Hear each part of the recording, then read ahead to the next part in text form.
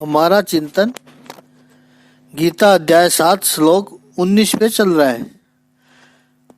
18वें श्लोक में प्रभु ने कहा था, ज्ञानी को श्रेष्ठ बताया था। तब प्रश्न ये खड़ा होता कि फिर ज्ञानी जैसी भक्ति प्रभु की क्यों नहीं हो सकती है, क्यों नहीं करते हैं लोग।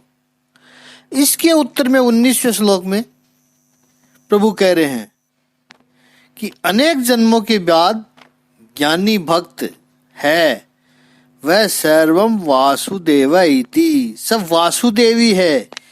ये जो भी कुछ है सब परमात्मा है, ऐसा माम प्रपदन्ते, इस तरह से मेरी शरण में आता है, मेरी भक्ति करता है। और स महात्मा सुदुर्लभ,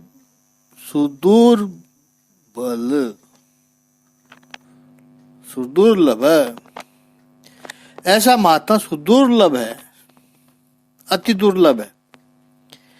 यहाँ प्रभु कह रहे हैं कि मेरी शरण में कब आता है, कब भक्त प्रभु की शरण में पहुंचता है, जब भक्त प्रभु का आश्रय लेता है। जब तक प्रपत्ति नहीं होती तब तक जीवन में अध्यात्म मार्ग पर यात्रा संभव नहीं होती है। इतना ही नहीं, कल्याण की कोई भी प्रवृत्ति संभव नहीं है, तो यह प्रपत्ति होनी जरूरी है।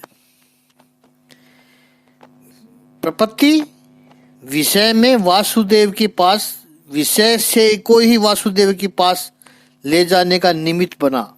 विषय तो सामने आएंगे, जब तक शरीर में रहते हो, जब तक इस संसार में रहते हो, तब तक आप विषयों से बच नहीं सकते हैं।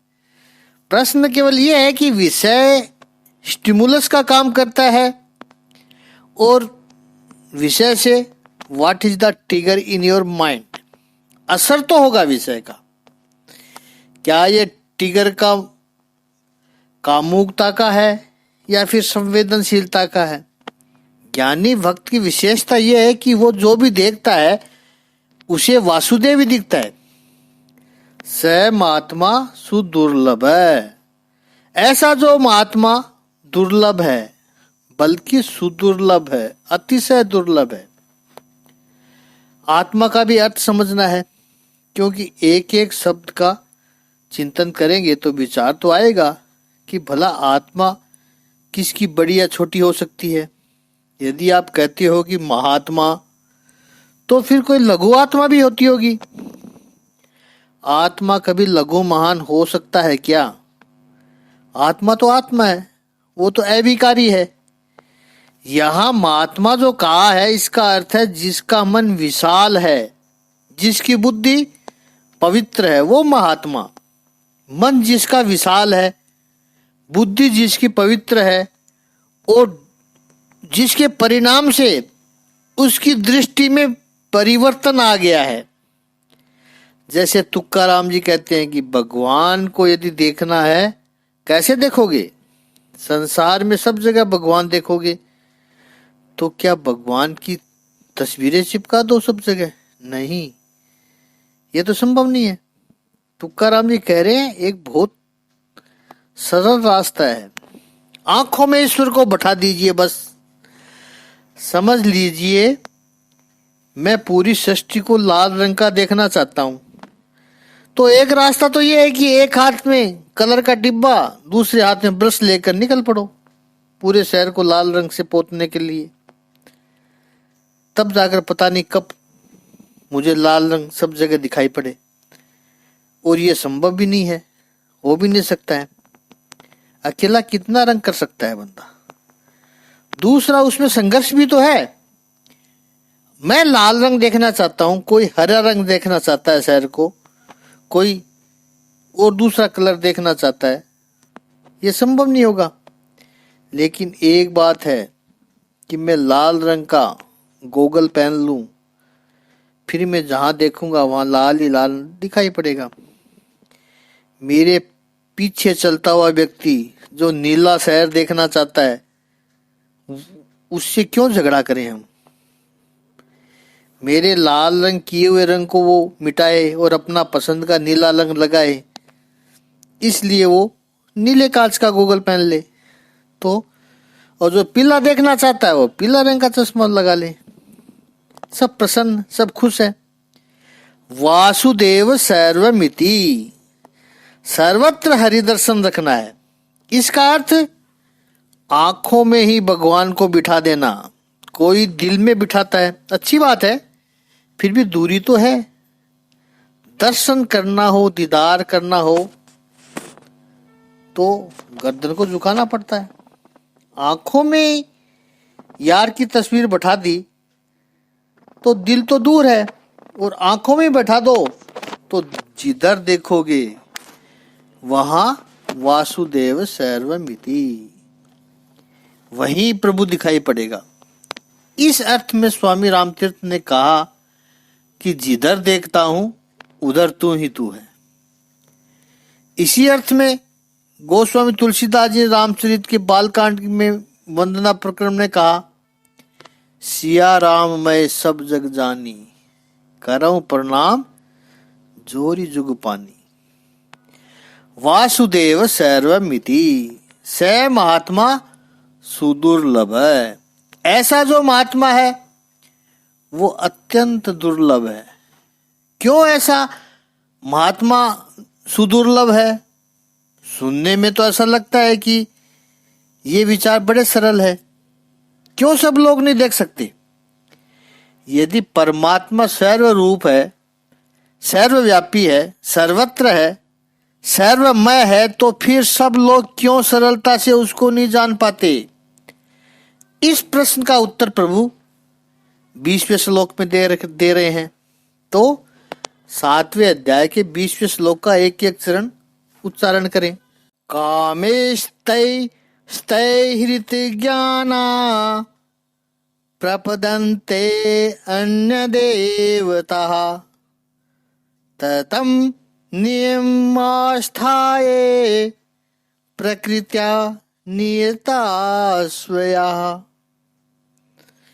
इस श्लोक का 7वें अध्याय के 20वें श्लोक का शाब्दिक अर्थ है, जिनकी बुद्धि भौतिक इच्छाओं द्वारा मारी गई है वे देवताओं की शरण में जाते हैं और वे अपने अपने स्वभाव के अनुसार पूजा के विशेष विधि विधानों का पालन करते हैं। कामेश तेस्ते हरित ज्ञाना स्वया प्रकृत्या नियता। जो अज्ञानी है, जो विषयासक्त है, ऐसे लोग अपने स्वभाव से नियत होकर मानो खींचे चले जाते हैं। किससे खींचे चले जाते हैं? ते ही कामे हृदय ज्ञाना। उस कामनाओं की, कामना किसकी? भोगों की। उन भोगों की कामनाओं से जिनका ज्ञान खींचा चला गया है, हरितय ज्ञाना, खींचा चला गया है, वे लोग क्या करते हैं? तम तम नियम मास्थया, वे अलग अलग नियमों का आश्रय लेकर, मास्थाए यानी धारण करके, अन्य देवता प्रपदन्ते, वे अन्य देवताओं की शरण में जाते हैं। लोग ऐसे हैं, एक वासुदेव, एक परमात्मा की शरण ग्रहण नहीं करते हैं। याद रखना है कि जब भी किसी विषय की कामना हुई, क्रेविंग सम ऑब्जेक्ट, पहला काम वो क्रेविंग ये करेगी कि आपके विवेक को नष्ट कर देगी।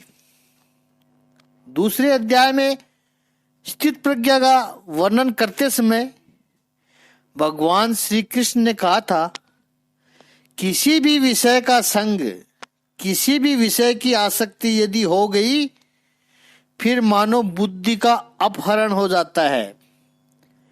बुद्धि उसी के पीछे भागती है।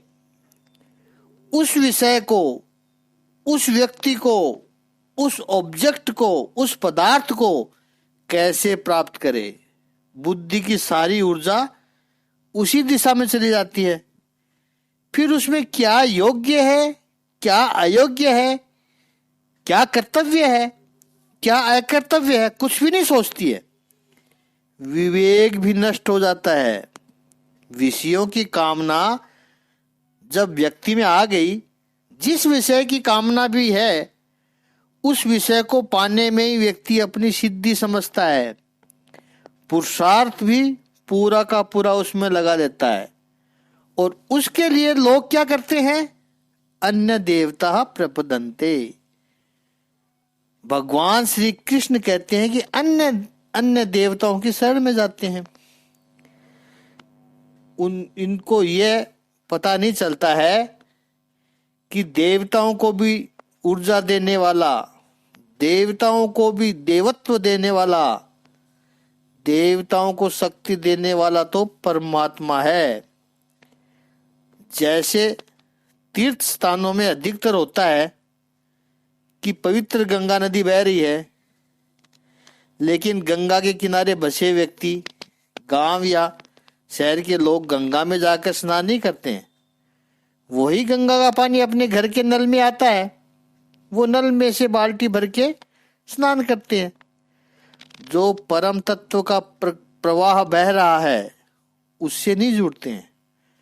छोटे छोटे जो देवता है उनसे जुड़ते हैं, संप्रदायों में बन जाते हैं। ये ट्रेजिडी है। अन्य देवता जो यहाँ भगवान कहते हैं प्रपदन्ते, अन्य देवता, ये अन्य देवता भगवान की तरफ से नहीं है, क्योंकि भगवान तो समझते हैं ये सब मेरा ही स्वरूप है और हम सब भी उन्हीं के स्वरूप है। अन्य देवता है वो उपासक की दृष्टि से है, जो मानता है कि ये काम करना है। आप पूरे शहर में देखिए, गणेश जी के कई मंदिर है, लेकिन कोई एक मंदिर जरा लाइमलाइट में आ जाता है। क्यों दूसरे मंदिर में जो गणेश जी विराजमान है वो क्या कम पावरफुल है? कहते हैं हाँ, जरा इस मंदिर वाले वो जल्दी परिणाम देते हैं।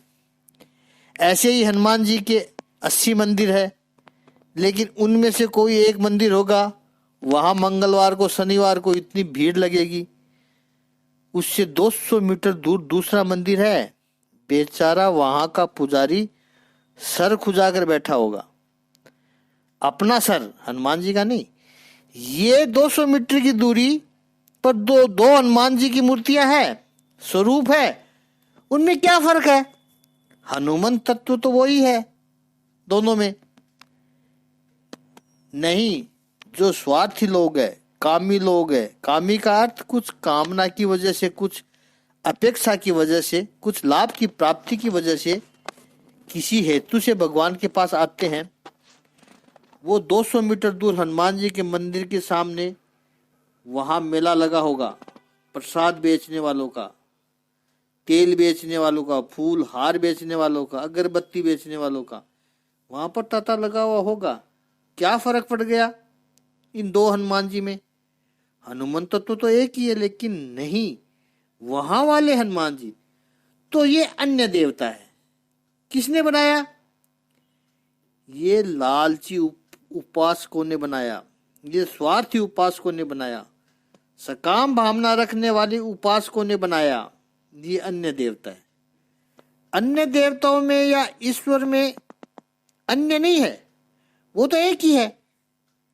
कितने कितने देवता ये तथाकथित भक्त हैं, वो लाते हैं हम राम वाले हैं, दूसरे कहेंगे हम कृष्ण वाले हैं, हम महादेव वाले हैं, कोई देवी के, कोई गणेश जी के, कोई कहेगा हनुमान जी के उपासक है। चलो, सब हनुमान जी के भक्त तो एक साथ रहते हो, वो भी एक साथ नहीं रहते, श्रद्धा रखने वाले नहीं है एक में। हम गोरे हनुमान जी के भक्त हैं, हम काले हनुमान जी के भक्त हैं, हम इसके हैं, हम उसके भक्त हैं। कितना बंटवारा कर दिया। इसमें दोष सनातन धर्म का नहीं है। बाहर के लोग जब देखते हैं तो वो यही सोचते हैं कि